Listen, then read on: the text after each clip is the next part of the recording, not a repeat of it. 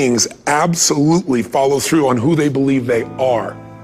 If you said to me, well, I'm really gonna work hard to stop smoking, but I've been a smoker my whole life and I am a smoker, I know your days are numbered. You're gonna be back smoking cigarettes again, because we all act consistent with who we believe we are.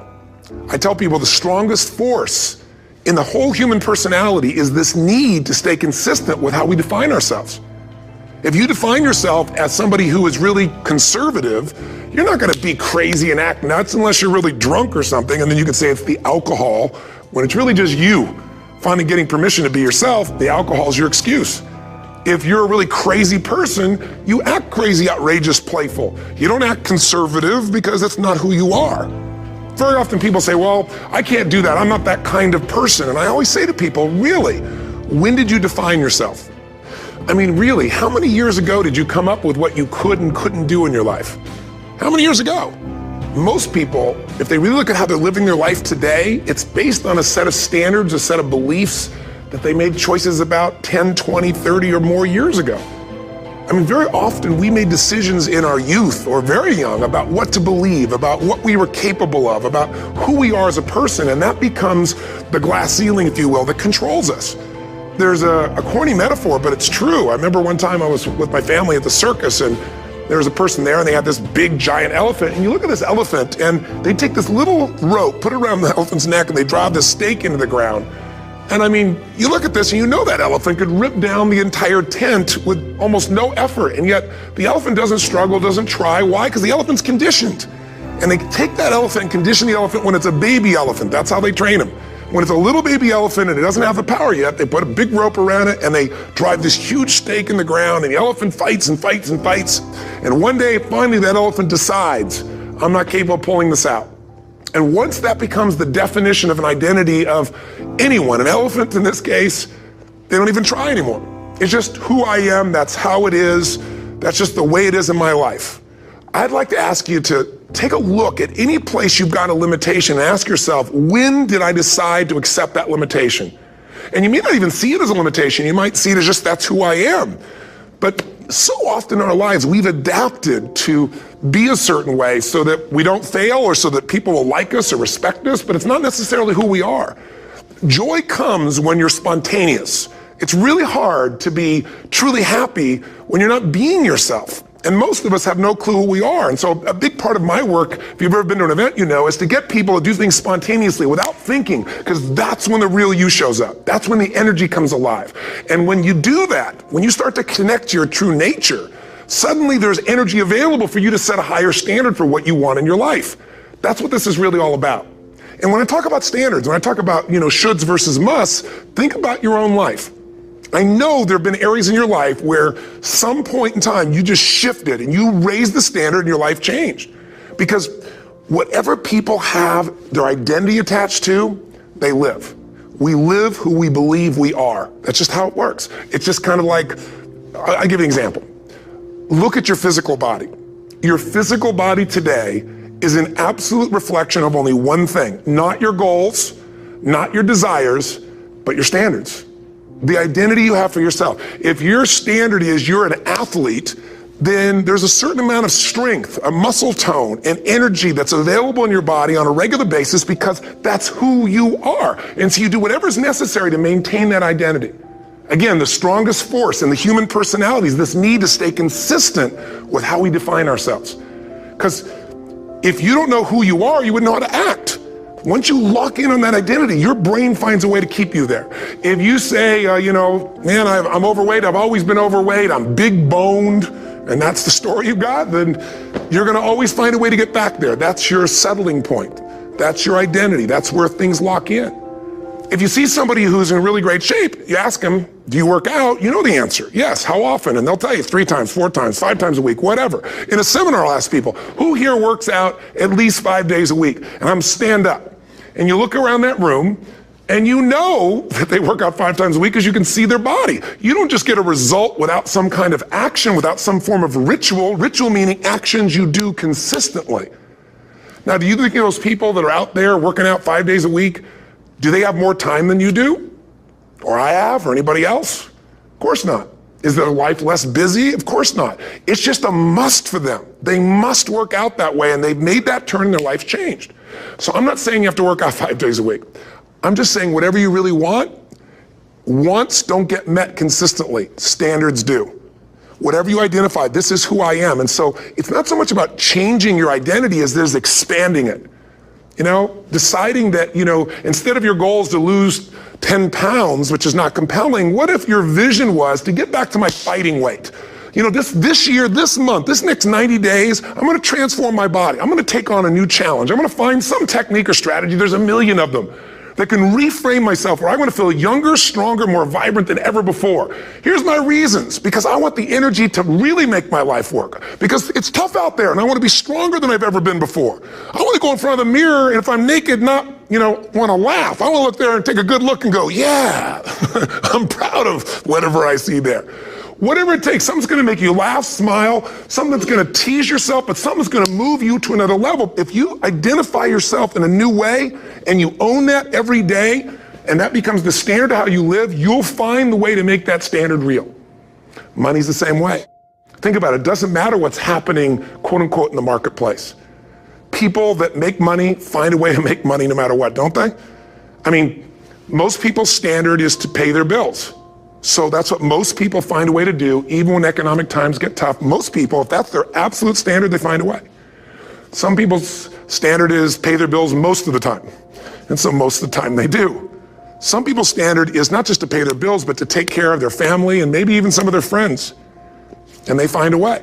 In fact, some people may be in a family where they don't have enough money. They barely have money to pay their bills.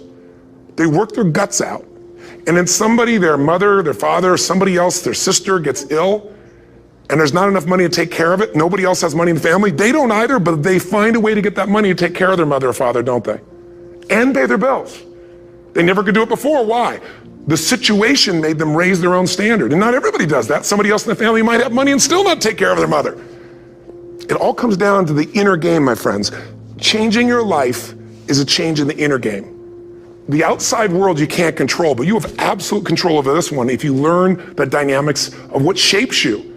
And identity is one of those simple, clear, fundamental basics that if you start to shift it, everything else will shift in your life as well. Some people, by the way, have to have more than enough money to do what they want, when they want, where they want, with whomever they want, contribute the way they want. And if that's their must, they find a way.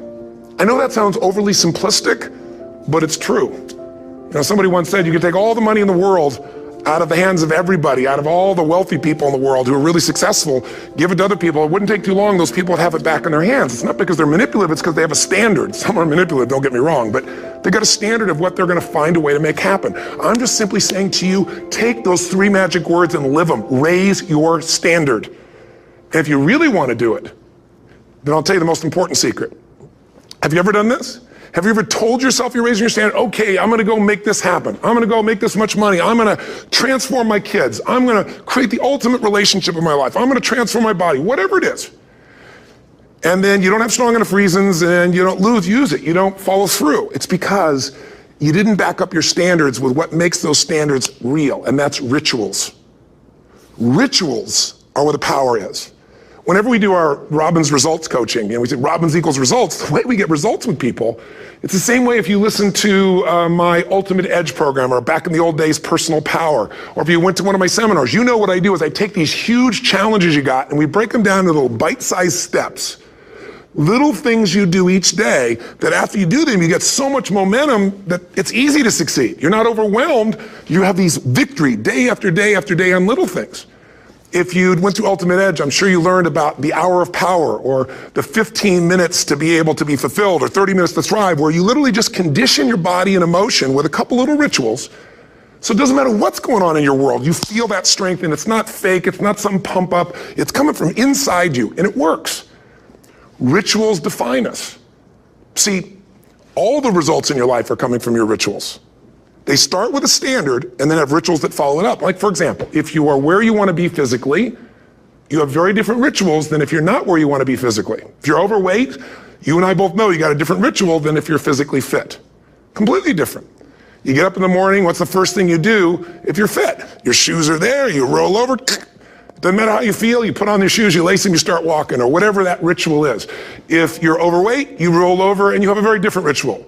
You might roll over several times to turn the alarm clock off. You go in and get your mocha, smocha, whatever, special coffee. You stop by at Starbucks, whatever the case may be. You have your nice sugar muffin. It's supposed to be really nice for you. Whatever you do, it's a different ritual. If you have a great, passionate relationship, you have very different rituals in how you come home than if you have a lousy relationship. When you come home and the first thing you do is you're tweeting somebody or you're emailing or flipping on the news or you don't even come home. What are the rituals? Whenever I study people that are successful, what I look for is what's the standard they hold themselves to?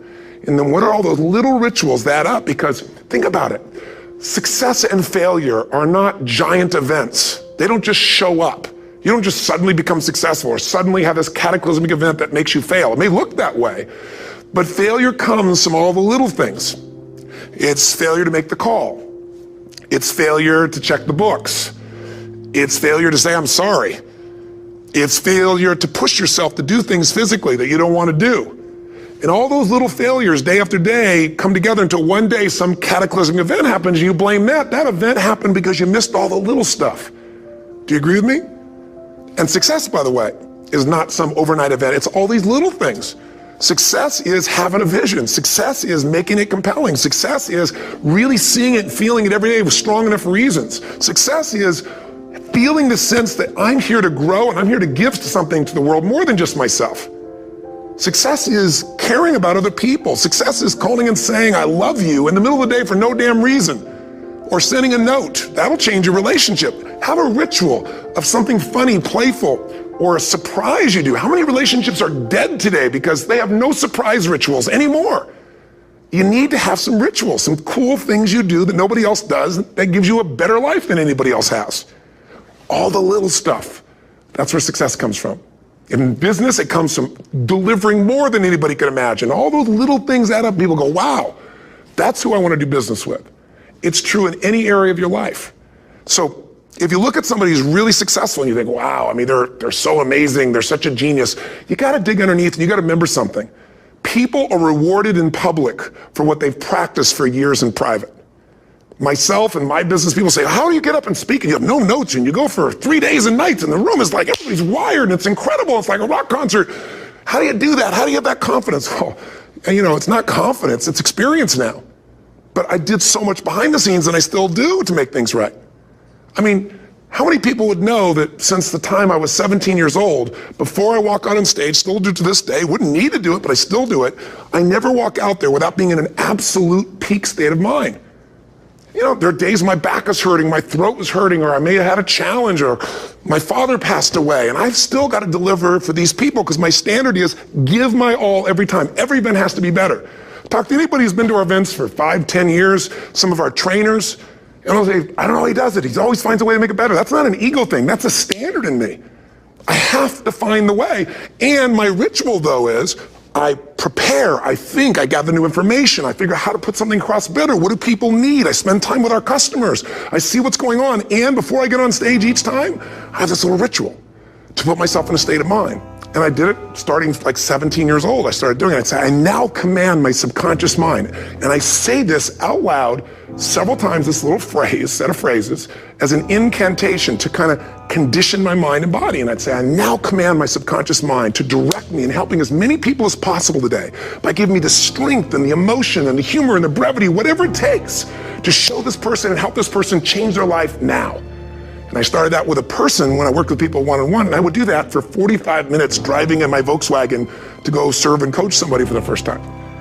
Now I don't say that person, I say these people, and I can go out in a room of 10,000 people and deliver for 50 hours, and I do it every time I come back on stage. It's a ritual to go into peak state. Peak states don't just show up, they don't interrupt you. Great ideas don't interrupt you, you gotta pursue them. I talked to Michael Jordan, I'll never forget, at the peak of his career, and got to watch his final game, saw him backstage and spent some time with him, and it was a pretty exciting time. He was the greatest basketball player I think that ever lived and has ever lived. And I asked him, I said, what sets you apart, Michael? What is it? And is it God-given talent, ability, skill? What is it? And he said, Tony, he said, I can shoot you straight, it's not, me trying to act humble. He goes, I have a lot of talent, a lot of God-given talent, a lot of skill. I've worked really hard. But he said, really, it's my standards. He said, every day I demand more from myself than anybody else could humanly expect. I'm not competing with somebody else. I'm competing with what I'm capable of. Magic formula. Because most of us lower our standards. Why? Because who you spend time with, my friends, is who you become. One of the biggest reasons I started going to seminars when I was like 17 is I had nobody around me as a great role model. I could read about somebody, but being around people, being in that environment was very different. Finding a way to go to work with someone who lived that standard of life was very different. You get around people with low standards and you compete with it. You don't need to compete with it. It's like, okay. I mean, remember Jerry Springer? I don't know if he's still in the air, but I remember he used to get people on the show and I thought, where would he find these people? And why would people watch? I'll tell you why they watch. They watch these people and go, my life's still pretty darn good compared to that person. Look at them. You don't have to change your life. All you have to do is find somebody with a lower standard and you'll feel good about yourself. But if you feel that good feeling, it's an illusion. The only thing that's going to make you happy, my friend, in this year or any other, is to step up. It's to raise the standard. It's to discover what you're capable of and feel that incredible power of pushing through whatever's holding you back and get to the other side of more of your true self. That's what this game's all about. And look at the best of the world in anything. Tiger Woods, what's his vision? To win golf tournaments? No, to be the best that ever lived. That's his goal. That's his vision. But here's what's interesting. He backs it up with rituals. If you just have a vision and you don't have the rituals, stop lying to yourself. His rituals are, he started doing things nobody did before. He went and started lifting weights. Golfers lifting weights? No way. He went out and he changed his swing when he was the best in the world because he realized in order to be the best that ever lived, he was gonna have to change his swing. If you know anything about golf, you don't change your swing when you're the best. And he went and retrained himself because he has different rituals than other golfers. Now many people are modeling his rituals to get better. It's amazing. You know, you look at somebody like Michael Phelps, the 2008 swimmer, won 7, only 2 people, I think, in history, if I remember correctly, that have gotten 7 gold medals in one session. And here's a guy, he's got number 6 under his belt, and he's exhausted, and he's going in for that final swim. I'm sure you remember. And how does the guy win? By 1/100th of a second. Do you think that was some massive skill that got him over the top? Or was it a standard that says, this is who I am. I am the champion. And no one is taking this from me. And somehow in those final milliseconds, 100th of a second, he pushed himself just beyond his competitor. But you know about Michael Phelps? What allowed him to be able to push beyond that moment is his rituals. Go study the guy. Most people who swim have these unbelievable workouts. He does 2 and 3 of those workout sessions a day. All the other swimmers in the beginning thought he was insane. You're gonna overtrain, you can't do that, it's not physically possible. But he had a standard and the rituals to back it up. So here's my final message to you, because I've gotten carried away. I thought I was gonna send you like a 5-minute message, but as you can see, there's no script here, it's just me going a little crazy with you, but I wanna really see you get what you want this year. Don't let this year be like last. And if last year was great, still don't let it be that way.